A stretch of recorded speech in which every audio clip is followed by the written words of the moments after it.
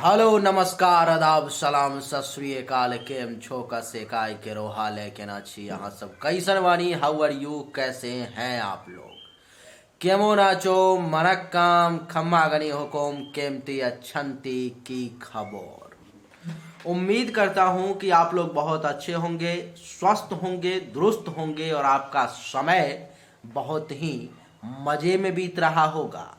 मित्रों, आज के इस वीडियो में मैं चर्चा करने जा रहा हूँ मिथुन राशि फल अप्रैल 2022 के बारे में कि जो मिथुन राशि के लोग हैं उनका ये अप्रैल का महीना आखिर कैसा बीतने वाला है, किस मामले में बढ़िया और किस मामले में खराब बीतने वाला है।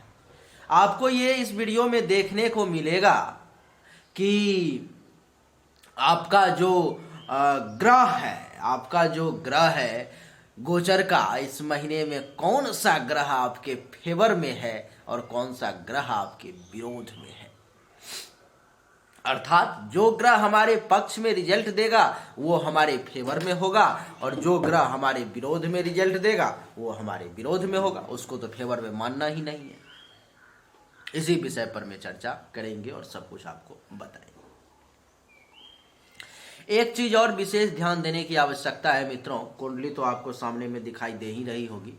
एक चीज और समझने की बड़ी आवश्यकता है, वो ये है कि जन्म कुंडली में जिस व्यक्ति का समय बहुत अच्छा चल रहा है या अच्छा चल रहा है, तो गोचर कुंडली में जो राशि फल मेरे द्वारा बताया जाता है अथवा किसी भी बढ़िया विद्वान के द्वारा जो आपको जानकारी मिलती है, उसमें भी अगर समय बढ़िया है, यानी कि जन्म कुंडली में भी समय अच्छा है और उधर आपके गोचर कुंडली का जो फलादेश हमारे द्वारा किया जाता है उसमें भी समय अच्छा है, तो क्या इसका अर्थ ये हुआ कि आपके जिंदगी में उस समय में चार चांद लग जाएगी। लेकिन अगर जन्म कुंडली में समय अच्छा है और गोचर कुंडली में खराब है तो आप ये मान करके चलो कि 50% तक आपको ये डैमेज करने की क्षमता रखता है। अगर जन्म कुंडली में समय खराब चल रहा है और गोचर कुंडली में बहुत ही अच्छा समय चल रहा है, बखान कर दिया हमने आपको अथवा किसी भी एस्ट्रोलॉजर ने, 50% ही आपको रिजल्ट मिल पाएगा। 50% आपका पूरा जन्म कुंडली पर में डिपेंड करेगा। अगर जन्म कुंडली में भी समय खराब है और गोचर में भी समय खराब है तब तो फिर भगवान मालिक है। आइए चर्चा को आरंभ करते हैं। एक एक बातों को आपको बड़े ही विशेष तौर पर मैं बड़े ही अच्छे से, शांति से, प्रेम से समझाने का प्रयास करता हूं। आपको मैं संक्षिप्त में या 4 लाइन में कह करके आपको ठगने का प्रयास नहीं करूंगा, ज्योतिष विद्या के साथ गद्दारी करने का प्रयास नहीं करूंगा। जो हमारे पास में ज्ञान है उसका पूरा का पूरा भाग अगर संभव नहीं है तो निचोड़ उसका कम से कम जो है आपको मैं जरूर देने की कोशिश करूंगा और बिल्कुल भी जल्दीबाजी नहीं करूंगा। मेरा समय कितना भी लग जाए लेकिन मैं आपको आराम से, प्रेम से एक एक ग्रह के बारे में, एक एक ग्रह स्थिति के बारे में समझाने का प्रयास करता हूं। आइए सबसे पहले गणेश जी को प्रणाम करते हैं। ओम वक्रतुंड महाकाय कोटि सूर्य समप्रभ निर्विघ्नं कुरु मे देव सर्वकार्येषु सर्वदा। गणेशाय नमः। मित्रों, ये वीडियो मिथुन राशि वालों के लिए है, आप जानते ही हो, और आप मिथुन राशि के लिए ही ये वीडियो देख रहे होंगे। चर्चा मैं सूर्य से प्रारंभ करूंगा। सूर्य आपके कुंडली में 14 अप्रैल तक जो है सो मीन राशि में रहेंगे और उसके बाद वो मेष राशि में प्रवेश करेंगे। 14 अप्रैल तक सूर्य का क्या प्रभाव है और 14 अप्रैल के बाद सूर्य का क्या प्रभाव है, आइए समझते हैं। 14 अप्रैल तक जो सूर्य है वो आपके कुंडली के 10वें भाव में बैठा हुआ है, जिसके कारण से आपको पिता से प्रबल लाभ का योग बनेगा। पिता के माध्यम से किसी न किसी प्रकार से कुछ न कुछ फायदा निश्चित तौर पे होगा।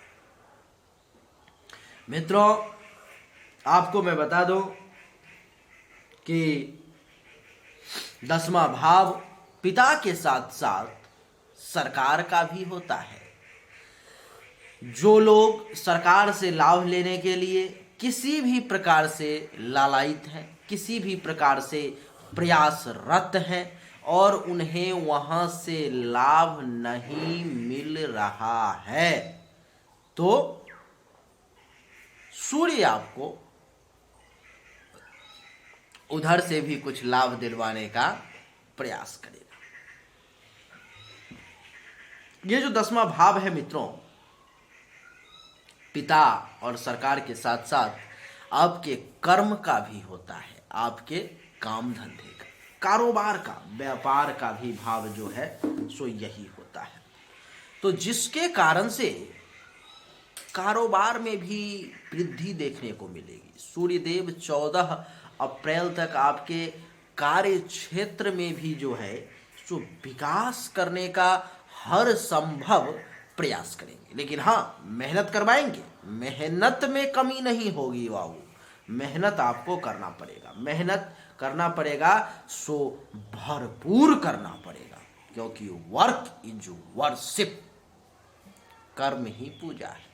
तो कर्म करना पड़ेगा, मेहनत करना पड़ेगा, और कर्म और मेहनत अगर आप करोगे तो सूर्य देव का सहयोग आपको निश्चित तौर पे मिलेगा और आप निश्चित तौर पर में आगे बढ़ पाएंगे जरूर।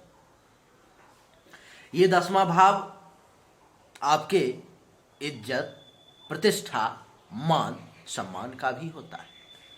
तो जिसके कारण से जो है सो सूर्य देव की महिमा आपको देखने को मिलेगी। सूर्य देव की महिमा क्या देखने को मिलेगी? तो आपके इज्जत, प्रतिष्ठा, मान सम्मान में भी वृद्धि होगी। ऐसा नहीं कि कल जितना इज्जत था उसमें कमी आ गई, बिल्कुल नहीं, जितनी थी उससे बढ़ेगी। 10वां भाव आपके घुटनों का भी होता है। तो घुटने से संबंधित कुछ दर्द का एहसास हो सकता है। पद, प्रभुता, इन सब में भी बढ़ोतरी ही देखने को मिलेगी अथवा मिला जुला करके चलेगा। सूर्य की 7वीं दृष्टि चतुर्थ भाव पर में, जिसके कारण से सुख में वृद्धि होगी, माता से लाभ मिलेगा, मकान का सुख प्राप्त होगा, जमीन से संबंधित जो है सो आपको लाभ मिलेगा, अचल संपत्ति प्राप्ति का भी कुछ योग बनेगा और वाहन का भी सुख प्राप्ति का जो है सूर्य नारायण योग बनाएंगे। आपको मैं बता दूं कि सूर्य 14 अप्रैल के बाद आपके कुंडली के लाभ के घर में चले जाएंगे और लाभ के घर में सूर्य का जाना है कि आमदनी में वृद्धि होनी है। आमदनी बढ़ जाएगी, लाभ ज़्यादा मिलेगा, उपलब्धि की प्राप्ति होगी, मनोकामनाओं की पूर्ति भी होगी। और आपको मैं बता दूं कि मनोकामनाओं की पूर्ति इतनी आसानी से नहीं होगी, उसके लिए आपको घोर परिश्रम करना पड़ेगा, घोर। और आपको मैं बता दूं कि अगर आपके कोई बड़े भाई बहन हैं, आपसे सीनियर्स हैं, तो उनसे भी आपको कुछ लाभ, कुछ फायदा, कुछ सपोर्ट और कुछ डांट टपेट भी देखने को मिलेगा। सूर्य की यहां से 7वीं दृष्टि पंचम भाव पर में पड़ेगी। पंचम भाव पर में 7वीं दृष्टि का पड़ना है कि आप ये मान करके चलो कि पंचम भाव पर में 7वीं दृष्टि का पड़ना है और पुत्र प्राप्ति का योग बनना है। अगर अप्रैल में किसी को संतान होने वाला है, मिथुन राशि का है, जन्म कुंडली में थोड़ा सा भी पुत्र प्राप्ति का योग अगर है और इस समय में अगर बच्चा होने वाला है, सूर्य का भी सपोर्ट मिल जाएगा और पुत्र प्राप्ति के मार्ग आपके लिए खोल दिए जाएंगे। 5वां भाव विद्या बुद्धि का भी होता है, तो विद्या और बुद्धि में भी प्रखरता आएगी आपको और आपके संतान को भी। यश में वृद्धि होगी, चाहने वालों की संख्या बढ़ेगी, धर्म का भी पालन करेंगे, परोपकार की स्थिति में भी वृद्धि होगी और आप ये मान करके चले कि ननिहाल से भी अगर कोई संबंध है तो कुछ लाभ मिलने का योग बनेगा, नाना नानी से योग बनेगा। बोलिए राधे राधे। सूर्य जो है सब कुछ तो देंगे, लेकिन परेशानी क्या क्या आएगी वो भी सुन लो। छोटे भाई बहन से यानी कि जूनियर से और सीनियर से लाभ लेने में थोड़ा परिश्रम का करना पड़ेगा। इस समय में, इस महीने में सूर्य आपके परिश्रम को और ज्यादा वृद्धि कर देंगे और मेहनत जो है आपको सो और ज्यादा करना पड़ेगा। मित्रों, आपको मैं बता दूं कि पराक्रम में जो है सो वृद्धि होगी, पराक्रमी आप बने रहेंगे और पराक्रम में 4 चांद लग जाएगा। पराक्रम जो है आपका इस समय में जो है सो देखने लायक होगा, ऐसा होगा जैसा आपको लगेगा कि आप एक हो कोई, आपको ये एहसास होगा। धैर्य, पेशेंस जिसको कहते हैं, वो थोड़ा सा कमजोर पड़ेगा, उसका सहारा आपको लेना पड़ेगा। आपको मैं बता दूं कि गुप्त शत्रु, छुपा हुआ दुश्मन जो है वो कुछ परेशान करने की आपको कोशिश निश्चित तौर पे करेगा। सूर्य के कारण गले से संबंधित, नाक से संबंधित किसी प्रकार की कोई परेशानी आपको परेशान कर सकती है, इसलिए सावधान। आपको मित्रों मैं बता दूं कि सूर्य के बाद चंद्रमा की चर्चा मासिक राशि फल में नहीं होती है, क्योंकि चंद्रमा हर 2-2.25 दिन पर में चेंज हो जाता है और चंद्रमा का ऐसा नहीं है कि प्रभाव नहीं पड़ता है, प्रभाव तो निश्चित तौर पर में पड़ता है, लेकिन उसका फलादेश अगर किया जाएगा तो 2-2 दिन पर में, 2.25 दिन पर में जो उसका परिवर्तन है, उसके लिए आपको ये वीडियो 1 घंटे के बदले 2 घंटे का हो जाएगा। इसीलिए उसको छोड़ के हम लोग चलेंगे। चंद्रमा का फलादेश दैनिक राशिफल में आपको निश्चित तौर पर में देखने को मिलता है और आप सिद्धांत भी यही है कि चंद्रमा का राशिफल का प्रयोग दैनिक राशिफल में ही करना चाहिए, मासिक राशिफल में उसका प्रयोग नहीं करना चाहिए। लेकिन इस सिद्धांत का अर्थ कतई ये नहीं है कि आपको जो है सो चंद्रमा का प्रभाव मासिक राशिफल में नहीं पड़ेगा। चंद्रमा का प्रभाव तो दैनिक रूप से पड़ता है और सबसे ज्यादा तेजी से अगर किसी का प्रभाव पड़ता है तो वो चंद्रमा ही है। मित्रों, आपको मैं बता दूं कि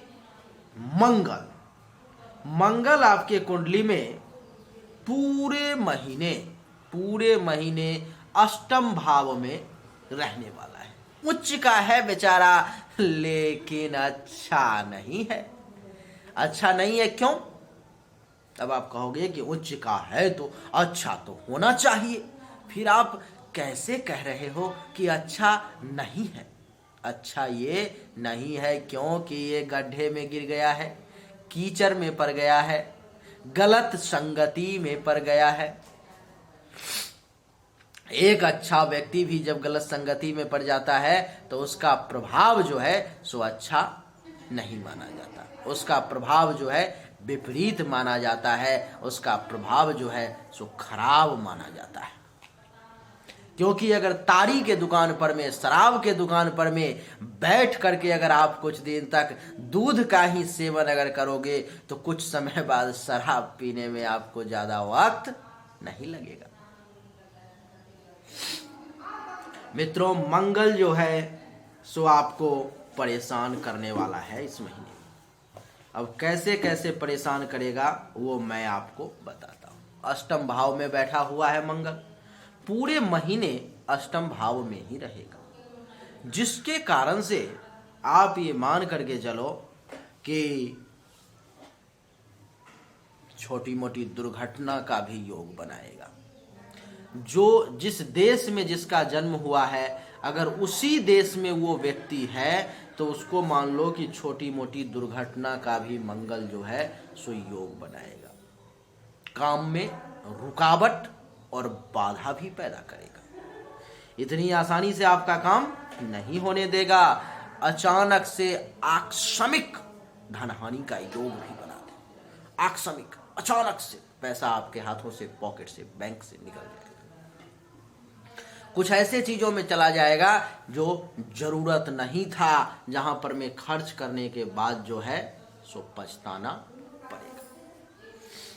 देखोगे इस समय में मंगल के कारण काम बनते बनते बिगड़ने लगेगा। ऐसा देखोगे, अनुभव करोगे कि काम बनना चाहिए था, अब बनने वाला है, बस हो गया, लेकिन आकस्मिक परिवर्तन के कारण काम बिगड़ जाएगा। मित्रों, आपको मैं बता दूं कि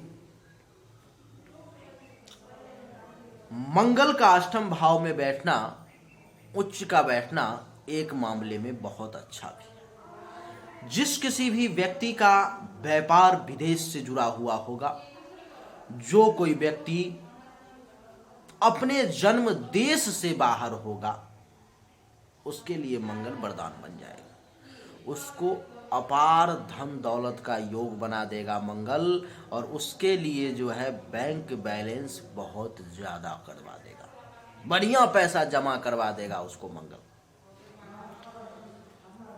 लेकिन देश वालों के लिए क्या, तो देश वालों के लिए कर देगा राधे राधे। मंगल की चतुर्दृष्टि एकादश भाव पर में, जहां पर में सूर्य देवता निर्विघ्नता पूर्वक आपको आय में वृद्धि करने का प्रयास कर रहे थे, लाभ दिलवाने की कोशिश कर रहे थे। छोटे भाई बहन जूनियर्स से और बड़े भाई बहन से, सीनियर्स से सबसे फायदा दिलवा रहे थे, पुत्रवधू दामाद का सुख दिलवा रहे थे। उन सब प्रभाव में मंगल देवता बाधा बन के खड़े हो जाएंगे और उसमें कमी ला देंगे, उसमें कमी ला देंगे। वो अब निर्विघ्नता पूर्वक निर्विरोध काम नहीं कर पाएंगे। अब जहां पर में 10 रुपया मिलने वाला था, वहां पर में 5 ही मिलेगा। क्यों? क्योंकि मंगल देवता रास्ते में खड़े हो गए। और मंगल देवता को अगर मनाना है, मंगल देवता आपके लिए विरोधी को कैसे मनाया जाए। समाज में आप रहते हो, गांव में रहते हो, शहर में रहते हो, ऑफिस में रहते हो, देखते होगे कि 5 बंदे अगर आपके सपोर्ट में है तो उसमें से 2 बंदे विरोध में हो गए और वो आपको नुकसान पहुंचाने के लिए जी जान लगा चुके हैं। आप अपना दिमाग लगाते हो, जुगाड़ लगाते हो, युक्ति लगाते हो, किसी प्रकार से इसको भी अगर अपने फेवर में कर लिया जाए तो अपना कैरियर सेट है, अपना काम बन जाएगा। कई बार ऐसा कर देते हो कि विरोध में है तो विरोध ही सही, उसको मनाने नहीं जाऊंगा, ऐसा भी भाव मन में मनुष्य आ जाता है। क्या कर लेगा मेरा, करने दो, नुकसान ही सही, ऐसा भाव मन में आ जाता है। तो अगर ऐसा भाव रखोगे तब तो मंगल देवता नुकसान कर देंगे। लेकिन अगर ये भाव रखोगे कि मना लेना है, मैनेज कर लेना है, किसी प्रकार से इनके शरण में चले जाना है, क्योंकि ये तो देवता है और वो मनुष्य है। कहते हैं कि बाल न बांका कर सके ज्यों जग बैरी हो। अगर देवता का आशीर्वाद हो, कहते हैं कि जाके राखे साइया मार सके ना कोई, बाल न बांका कर सके ज्यों जग बैरी हो। तो जिसको ईश्वर का कृपा प्राप्त हो जाए उसको कौन क्या कर सकता है। तो आप ये मान करके चलो। लेकिन यहाँ तो मंगल है और मंगल मनुष्य तो है नहीं, मंगल देवता है। और देवता अगर विरोध में हो जाए तब फिर क्या कहना, तब तो कहते हैं कि देवाधीनम जगत सर्वम मंत्राधीनस्त देवता ते मंत्रा ब्राह्मणाधीना तस्मात् ब्राह्मण देवता। अर्थात कि देवाधीनम जगत सर्वम, ये जो पूरा दुनिया है, ये जो सर्वम जगत है, ये देवताओं के अधीन। देवता अर्थात नवग्रह, नवग्रह अर्थात जिसका आपके हर श्वास पर में कब्जा है। वो नवग्रह की स्थिति में से अगर एक भी ग्रह आपके विरोध में जब जिस समय में हो जाता है, जिंदगी जीना मुश्किल हो जाता है, आपका दुर्लभ कर देता है। तो वो देवता अगर आपके विरोध में हो जाए, जिसके अधीन में पूरा जग है, क्या स्थिति हो जाएगी आपकी। कहते हैं लेकिन कंट्रोल करने का तरीका है हमारे पास उनको भी। दुनिया में ऐसा कुछ भी नहीं जो असंभव है। अगर ये कहा गया कि देवताओं के अधीन ये जग है, तो ये भी कहा गया कि मंत्राधीनस्त देवता, यानी कि मंत्र के अधीन देवता है। मंत्रों के द्वारा उनको कैप्चर कर लिया जाएगा नहीं, तो मंगल देवता के लिए मंत्र का सहारा लेना पड़ेगा, वो मैं आपको बताऊंगा। मंगल की 7वीं दृष्टि द्वितीय भाव पर में, तो क्या होगा परिणाम। द्वितीय भाव किस चीज का होता है, तो आपके मुख का होता है, आपके वाणी का होता है, आपके मुख से निकलने वाले शब्दों का होता है, जिसके कारण से मंगल देवता क्या करेंगे, आपके शब्दों को तीखा कर देंगे। अच्छा, तीखा कर देंगे तो क्या झूठा शब्द का प्रयोग करोगे? बिल्कुल नहीं। तीखा तो करेंगे लेकिन कड़वा सच का प्रयोग आपसे करवाएंगे, यानी कि कड़वे शब्द का प्रयोग करवाएंगे। कहा जाता है कि सत्य बोलना चाहिए, लेकिन वहीं पर में दूसरे जगह कहा गया है कि हमेशा सत्य प्रिय बोलना चाहिए, मधुर बोलना चाहिए। इस प्रकार से वाणी की मोती को मालाओं में पिरो कर पहनाना चाहिए कि अगले आदमी को चोट भी ना लगे और वो समझ भी जाए। वाणी को तो हमें अपने कंट्रोल में रखना है, अपने बस में रखना है। अगर बस में नहीं रखेंगे तो मंगल देवता आपके वाणी को बड़ा कर्कश बना देंगे इस महीने में, और आपको वाणी के कारण बहुत नुकसान उठाना पड़ेगा। ये दूसरा भाव आपके धन संपत्ति का भी होता है। पैसा जमा नहीं करने देंगे, पैसा जमा करने का हर एक कोशिश नाकाम कर देंगे मंगल देवता, इसलिए सावधान। मंगल की 8वीं दृष्टि तीसरे भाव पर में छोटा भाई बहन, अगर कोई छोटा भाई बहन है तो वहां से भी लाभ इतना आसानी से नहीं लेने देंगे। मेहनत परिश्रम हद से ज्यादा करवाएंगे, भाग दौड़ करवाएंगे, और क्या, तो गुप्त शत्रु के द्वारा, छुपे हुए दुश्मन के द्वारा परेशान भी करवाएंगे। एक अंधेरा कमरा है, उसमें आप बंद हो, किसी ने कहा कि सांप, आपका आधा प्राण ऊपर अटका रह जाएगा। आप कहोगे कहां है सांप, कोई कहेगा कि उसी कमरे में है जिस कमरे में तुम हो।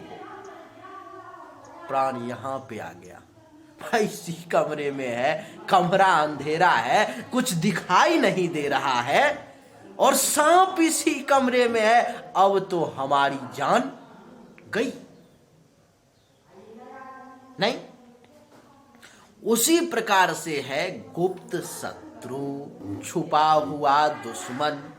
छुपा हुआ दुश्मन जो है मित्रों, वो उसी अंधेरे कमरे में आपके बैठने के बाद आने वाले सांप की तरह है, जो हमेशा आपके साथ है, आपके साथ है। कहते हैं कि मुख में राम बगल में छुरी, यानी कि आपके सामने है, खूब तारीफ कर रहा है, खूब तारीफ कर रहा है, लेकिन पीछे से वार करने के लिए भी वही तैयार है, आपको नुकसान पहुंचाने के लिए भी वही तैयार है, आपको चाहता है कि बर्बाद कर दे। वो कौन है? वो आपका अपना ही कोई छुपा हुआ दुश्मन है, गुप्त शत्रु है। और ये हमेशा मान करके चलो कि छुपा हुआ दुश्मन अक्सर अपने लोग हुआ करते हैं, अपने आसपास के रिश्तेदार के, पड़ोसी के, वही लोग होते हैं, काम करने वाले लोग, वही छुपे हुए अक्सर, अब 100% नहीं लेकिन अक्सर शब्द का प्रयोग कर रहा हूं, वही होते हैं। तो छुपा हुआ दुश्मन भी कुछ आपको परेशान करने की कोशिश करेगा। मिथुन राशि वालों के लिए, मिथुन लग्न वालों के लिए मंगल देवता के लिए उपाय करना अनिवार्य है।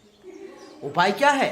तो उपाय यही है कि ओम मंग मंगलाय नमः, ओम मंग मंगलाय नमः। इस मंत्र का अगर आप सहारा लेते हैं तो आप यकीन मानिए कि मंगल देवता का 70 से 80% प्रभाव जो निगेटिव है वो पॉजिटिव नहीं होगा, लेकिन वो दब जाएगा, वो आपको परेशान नहीं करेगा। अब आप कहोगे कि ओम मंग मंगलाय नमः मंत्र का कितने बार जाप करना है? तो मैं आपको कहूंगा कि कम से कम 7 बार, और नहीं तो उससे ज्यादा, जितना कर सको उतना आपके लिए अच्छा है, लाभदायक है। मंगल के बाद अब बुध की चर्चा करेंगे। आपके मन में ये सवाल आ रहा होगा कि बुध लिखा हुआ 3 जगह देख रहा हूं गुरुदेव, लेकिन बुध आपके लिए 2 जगह पर में नुकसानदायक है, एक ही जगह पे फायदेमंद है। अब कैसे कैसे नुकसानदायक है, कैसे कैसे फायदेमंद है, उसको समझने की आप कोशिश करेंगे तो समझ जाएंगे। जैसे कि 8 अप्रैल तक बुध आपके कुंडली के 10th भाव में मीन राशि में नीच के बैठे हुए हैं, और जो व्यक्ति खुद नीच स्वभाव का हो वो आपको क्या लाभ दे सकता है, मुझे नहीं लगता है कि आपको बताने की आवश्यकता थोड़ी सी भी है। जो खुद नीच प्रकृति का है, एक अगर डंक को उठाओगे, एक बिच्छू को उठाओगे हाथ पर में, तो उसका स्वभाव नीच है, वो आपको हाथों में डंक मार देगा, आप उससे बच नहीं पाओगे। एक सांप को पकड़ने की कोशिश करोगे, अगर आपके पास में वो कला नहीं है तो वो डस लेगा आपको, चाहे उस सांप को आप नाले में से निकालने का ही प्रयास क्यों ना कर रहे हो। बुध आपका मालिक है, बुध आपका स्वामी है, लेकिन बुध 8 अप्रैल तक नीच के संगति में चला गया, मीन राशि में चला गया, जिसके कारण से 12 में राशि में चला गया, जिसके कारण से इसका प्रभाव जो है जो पूरा निगेटिव हो जाएगा। क्या निगेटिव होगा? तो निगेटिव वही होगा जो सूर्य देव आपको पॉजिटिव प्रभाव दे रहे थे 14 तारीख तक, उस पॉजिटिव प्रभाव में 8 तारीख तक जो है बुध आपको कमी ला देगा। क्या कमी लाएगा? तो पिता से जो लाभ दिलवा रहे थे, सरकार से जो लाभ दिलवाने की कोशिश कर रहे थे, इज्जत प्रतिष्ठा मान सम्मान में वृद्धि करवा रहे थे, उन सब प्रभाव को ये बुध कम करने का प्रयास करेगा। और सूर्य की दृष्टि जो 4थे भाव पर में थी, तो सूर्य जो माता से लाभ, जमीन, मकान, गाड़ी, घोड़ा, बंगला, इन सब के सुख का योग दिलवा रहे थे, बुध उस प्रभाव को भी कम करने का प्रयास करेगा। बोलिए राधे राधे। नहीं, अब बुध लेकिन 8 अप्रैल के बाद चले जाएगा मेष राशि में। 8 अप्रैल से लेकर के 24 अप्रैल तक बुध मेष राशि में रहेगा, जो यहाँ पर में कमाल का रिजल्ट देगा, यहाँ पर में बड़ा ही सुंदर और उत्तम रिजल्ट देगा। जैसे कि एकादश भाव में आना है कि लाभ में वृद्धि करना है, लाभ में वृद्धि करेगा, इनकम को बढ़ाएगा, सीनियर से सपोर्ट दिलवाएगा, बड़े भाई बहन अगर कोई होंगे तो वहाँ से भी फायदा दिलवाएगा, पुत्र वधू दामाद का सुख भी दिलवाएगा, जिनके बच्चे का विवाह होने वाला होगा उनके बच्चों के विवाह में भी मदद करेगा। बोलिए राधे राधे। बुध की 7वीं दृष्टि 5th भाव पर में पड़ेगी, जिसके कुंडली में पुत्री प्राप्ति का योग होगा, बुध देवता उसको पुत्री प्राप्ति भी अवश्य करवाएंगे। और बुध की दृष्टि के कारण अचानक से जो है सो धन लाभ का भी योग बनेगा, रैंडम गेन का, अचानक से फायदे का भी योग बुध देवता। तो बुध आपको एकादश भाव में बैठा हुआ बुध एकादश भाव के मामले में भी और पंचम भाव पे जहां पर में उसकी दृष्टि पर रही है उस मामले में भी हर संभव बढ़िया रिजल्ट देने की कोशिश करेगा।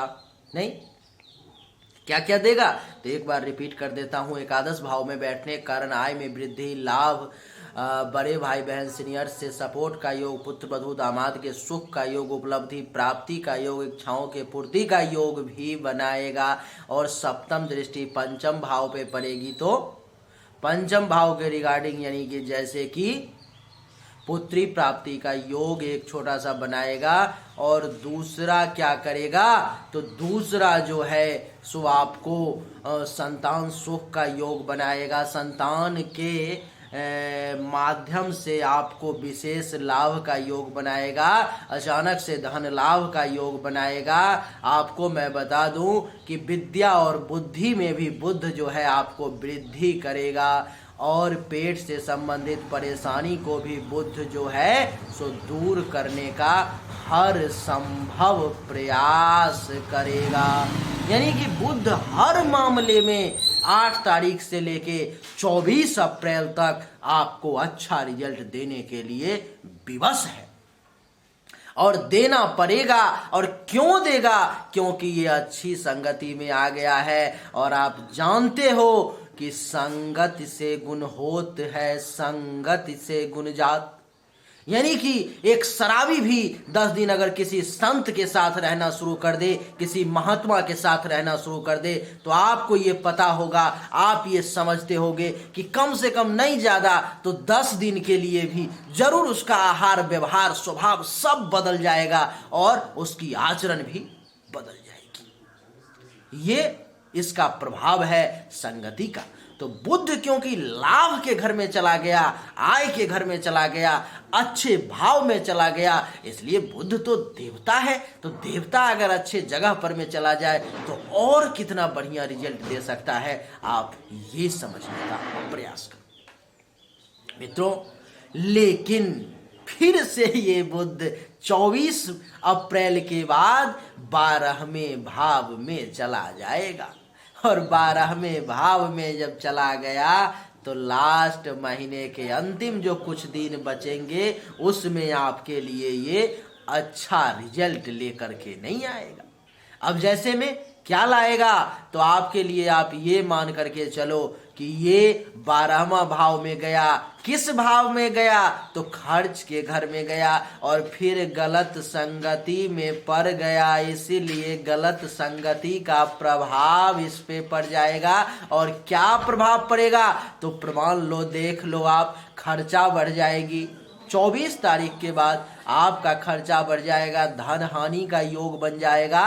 और आपका क्या होगा तो जो लोग आंख से संबंधित परेशानी से जूझ रहे होंगे उनको ये परेशानी परेशान करेगी, बच नहीं पाएंगे वो लोग। और बता दूं कि बुध की 7वीं दृष्टि 6ठे भाव पर में आ गई, तो जिसके कारण से जो है सो आप ये मान करके चलो कि 6ठा भाव दुश्मन का होता है। आपका दुश्मन एक्टिवेट हो जाएगा, दुश्मन आपको परेशान करने की कोशिश करने लगेगा। यही बुध आज अच्छी संगति में था तो बढ़िया रिजल्ट आपको दे रहा था, यही बुध आज खराब संगति में आ गया तो आपको ये खराब रिजल्ट देगा। आप बच नहीं पाएंगे उसके प्रभाव से। क्यों? क्योंकि ये बुध जो है सो संगति गलत पकड़ लिया। अब जैसे ही इस संगति में आया तो आप ये मान करके चलो कि दुश्मन से परेशानी बढ़ा दिया, चिंता बढ़ा दिया, शोक और दुख बढ़ा दिया, और क्या तो पेट से संबंधित कुछ परेशानी को भी बढ़ा दिया। ये बुध का प्रभाव है। ये बुध के लिए पहले 8 दिन के लिए और अंतिम 6 दिन के लिए एक छोटा सा उपाय आपको बता देता हूं। मंत्र है ओम बुंग बुधाय नमः, ओम बुंग बुधाय नमः। इस मंत्र का दैनिक रूप से कम 7 बार अगर आप पहले 8 दिन में और अंतिम 6 दिन में अगर जाप कर लेते हैं तो आपके लिए ये बुध विशेष प्रभाव आप पर में नहीं डाल पाएगा, 50% ही आपको नुकसान पहुंचाएगा। और सिर्फ बुधवार के दिन भी अगर कर लेंगे तब भी काम हो जाएगा। बुध के बाद बृहस्पति की चर्चा करेंगे।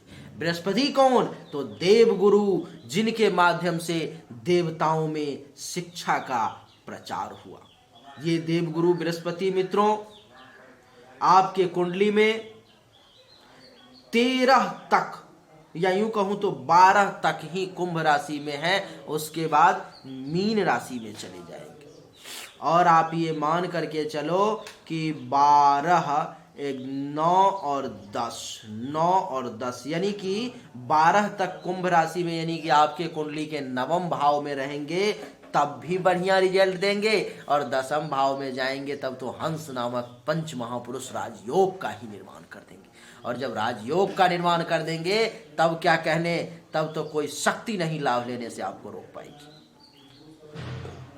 आप ये मान करके चलो कि ये देव गुरु जो है सो आपके कुंडली के 9वें भाव में है। कब तक? तो 12 तक। और 12 तक की कहानी आप समझ लो। देवगुरु बृहस्पति आपके लिए हानिकारक नहीं है, आपके लिए लाभदायक है। और लाभदायक है तो आपको ये विशेष फल देंगे, जैसे कि 12 अप्रैल तक आपके भाग्य में वृद्धि कर देंगे। धर्म का पालन करने के लिए आपको विवश कर देंगे। कहा गया है, हमारे यहाँ एक कहावत है कि धर्म करैत जौ होए हानि तैयो न छोड़ी धर्मक बानी। अर्थात धर्म करते हुए अगर परेशानी भी होती है, परिश्रम भी होती है, धन का भी व्यय होता है, कुछ नुकसान भी हो जाए, तब भी धर्म का रास्ता नहीं छोड़ना चाहिए। क्योंकि जानते हो कि भगवान श्री कृष्ण ने भी गीता में कहा है कि जब जब धर्म का नाश होगा, धर्म के उत्थान के लिए मैं जन्म लूंगा, मेरा अवतार होगा। यदा यदा ही धर्मस्य, श्लोक है 2 लाइन का। समय बहुत लंबा हो गया है, इस पे नहीं बताऊंगा। तो ये हुआ। तो गुरु जो है सो आपको क्या करेगा कि भाग्य में सपोर्ट देगा, धर्म कर्म का काम करवाएगा, तीर्थ यात्रा करवाएगा, और क्या करवाएगा तो और संत महात्मा ब्राह्मण ऋषि मुनि सबसे आशीर्वाद दिलवाएगा। और जहां मिल जाए दुआ सस्ती तो खुल के करो मस्ती। कहते हैं कि दुआ है एक ऐसी दवा जो सबको लग जाती है, अगर मौत भी सामने आ जाए तो हमारी जान बचा जाती है। ये दुआ का प्रभाव है। ये जो दुआ है आपके लिए हर मामले में, दुआ यानी कि आशीर्वाद, हर मामले में बेनिफिशियल है और आपको उसका लाभ मिलेगा। गुरु की ससुराल से भी लाभ मिलेगा। ससुराल जिनका शादी हो चुका है उनको ससुराल से, विशेष करके साला और साली से भी लाभ मिलने के योग आपके लिए बन रहे हैं। पंचम दृष्टि गुरु की आपके मस्तक पे पड़ गई। मस्तक पर में जिसके ज्ञान की दृष्टि पड़ गई, जिनके ज्ञान का ज्योति मस्तक में जल गया, क्या कहने हैं फिर उसके, कितनी बड़ी से बड़ी परेशानी भी आएगी। कैंची से जैसे कपड़े को काटते हैं वैसे काटते हुए व्यक्ति निकल जाएगा। तो गुरु की दृष्टि के कारण उस परेशानी को आप काटते हुए आगे निकल जाओगे और ज्ञान में उत्तरोत्तर वृद्धि और अनुभव बढ़ता चला जाएगा। आपको बता दूं कि गुरु की 7वीं दृष्टि 3रे भाव पर में, छोटे भाई बहन जूनियर्स से भी लाभ मिलने के योग बनेंगे। इतना ही नहीं, छुपा हुआ दुश्मन जो आपको परेशान करने की कोशिश कर रहा था, देव गुरु बृहस्पति अपने बुद्धि से, चाल से, दिमाग से, अपने शक्ति से उसका भी नाश करने का प्रयास करेंगे। और आपको मैं बता दूं कि गुरु की 9वीं दृष्टि 8, 9 पंचम भाव पर में, तो संतान में पुत्र प्राप्ति का योग बनेगा और संतान का परफॉर्मेंस भी बढ़िया होगा। और संतान से जो है सो और ज्यादा लाभ की जो है सो स्थिति बन जाएगी। आपको मैं बता दूं कि विद्या और बुद्धि की प्रखरता भी सूर्य के समान बढ़ता चला जाएगा। आपके लिए हर मामले में ये बढ़िया रिजल्ट देगा। तो सूर्य के लिए किसी भी प्रकार के उपाय को करने की आवश्यकता बिल्कुल भी नहीं। सूर्य कह रहा हूँ, गुरु के लिए। और गुरु के बाद अब शुक्र की चर्चा करेंगे। और ये गुरु जो है सो आपके कुंडली में 12 तारीख के बाद, यानी कि 12 अप्रैल के बाद 13 अप्रैल को दसम भाव में चले जाएंगे। जो लोग गवर्नमेंट जॉब की लालायित थे, गवर्नमेंट जॉब का प्रयास कर रहे थे, और जिसके जन्म कुंडली में पंच महापुरुष राजयोग में से एक भी राजयोग अगर है, तो इस समय में गुरु का सपोर्ट मिल जाएगा। उसको सरकारी नौकरी अगर होने वाली है, इस समय में कहीं से कोई जुगाड़ है, कनेक्शन है, कोई इंटरव्यू है, कोई परीक्षा है, कोई रिजल्ट आने वाला है, तो गुरु का सपोर्ट मिल जाएगा और हंस नामक राजयोग का निर्माण हो जाएगा 13 तारीख से। 13 अप्रैल से पिता से लाभ का योग, संत महात्मा ऋषि मुनि का आशीर्वाद तो पहले ही मिल चुका, जिसके कारण से इज्जत प्रतिष्ठा मान सम्मान में वृद्धि हो जाएगी। राजा से लाभ का योग बन जाएगा, गवर्नमेंट जॉब का योग बन जाएगा, बैंक बैलेंस का योग बन जाएगा, क्योंकि पंचम दृष्टि दूसरे भाव पर पड़ेगी। वाणी में सरस्वती का वास हो जाएगा। और क्या, तो और परिवार से भी सुख का योग बनेगा।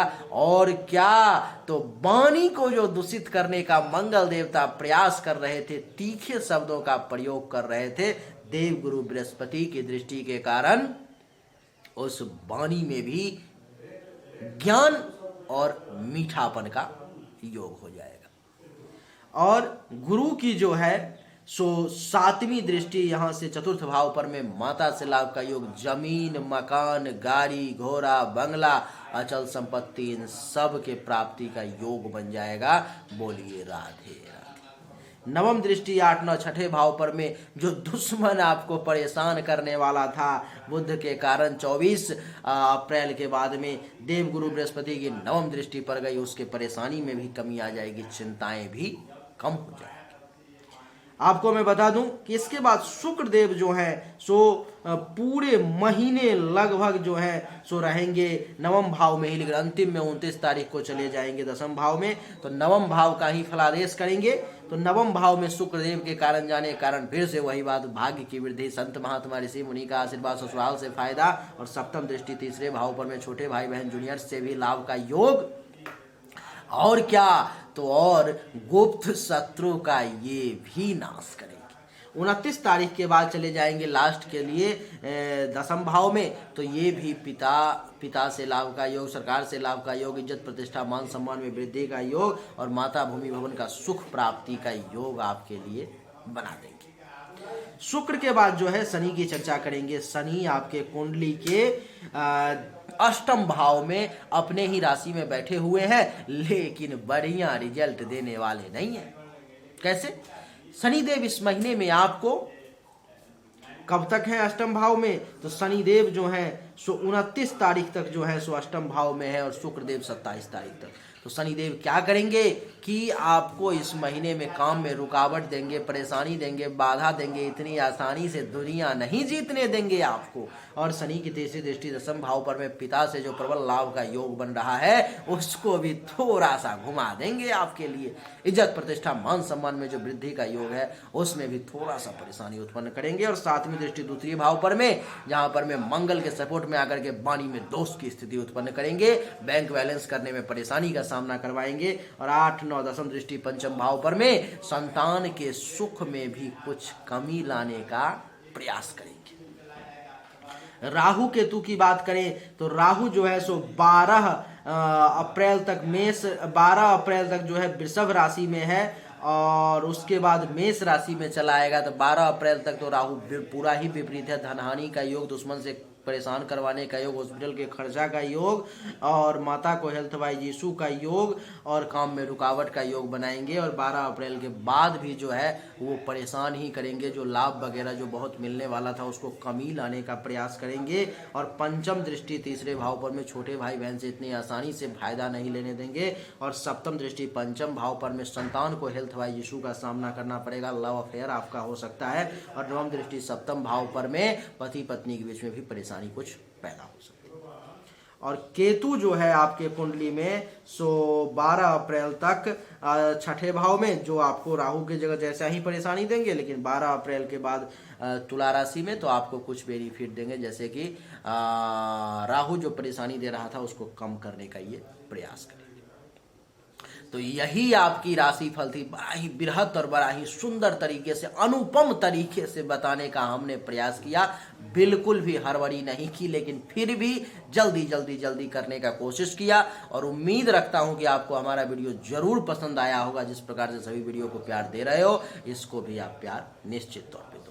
अगर आपको हमारा वीडियो पसंद आया तो इस वीडियो को लाइक करें, शेयर करें, चैनल को सब्सक्राइब करके इसके बेल आइकन के बटन को दबा दें। आप सभी का एक बार फिर से बहुत बहुत धन्यवाद। Thank you so much. जय हिंद, वंदे मातरम।